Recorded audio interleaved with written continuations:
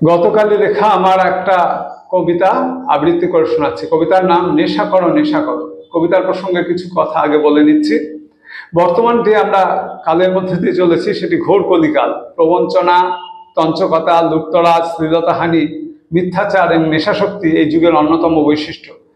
এই যুগে নেশাশূন্য মানুষ পাওয়া খুব দুষ্কর, তাদের দূরবীন দিয়ে খুঁজতে হয়। নেশাটা এখন যুগের স্ট্যাটাস। এখন এরকমও শোনা যায়, ওই বাড়ির ছেলেটা নেশা করে না, নির্বোধ ছেলেটা, মাথা কিছু খারাপ আছে। এই যুগে বাবা বাড়ির মধ্যে নিজের হাতে ছেলের হাতে মদের গ্লাস তুলে দিচ্ছেন এবং বলা হচ্ছে এরা নাকি সব প্রগতিশীল। মদ ও অন্যান্য নেশাদ্রব্য এখন প্রগতির স্ট্যাটাস। স্বপ্নের চাবিকাঠি ওই নাকি নেশাদ্রব্যের মধ্যেই আছে। এরকমও শুনছি কবিদের নাকি মদ না খেলে লেখা ঠিক আসে না। তারা মদ খান, নিজের গাঁটের পয়সা খরচ করে মদ খাবেন, কার কি বলার আছে। কথাটা এরকম, আমি কি তোর বাপের পয়সা খাচ্ছি? ভালো, এই ভাবনাটা ভালো। নেশারুদের উৎসাহ দিতে আজ আমি একটা কবিতা লিখেছি। নিন্দুকেরা বলবেন এটা একটা ব্যঙ্গাত্মক রচনা।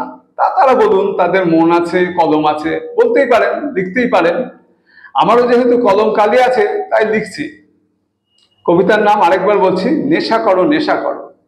নেশা করো নেশা করো নেশা করো ভাই, ভরপেট মদ গেল, ভয় কিছু নাই। গ্লাসে গ্লাসে মদ খাও, মদ মানে রাম, রাম মানে রামায়ণ, কাজে কিবা কাম। মন দিয়ে বিড়ি ফোকো, যাতে বাড়ে দম, খৈনি গুটখা খাও, ভাত কম কম।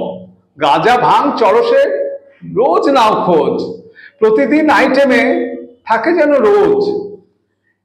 হেরোইন হিরো করে এ বলার নয়, সব মাঝে চুল্লুটা সদাশিব রয়। নেশা করো গুণীগণ, নেশাতেই মান, নেশাতেই ভরা আছে যত সুর গান।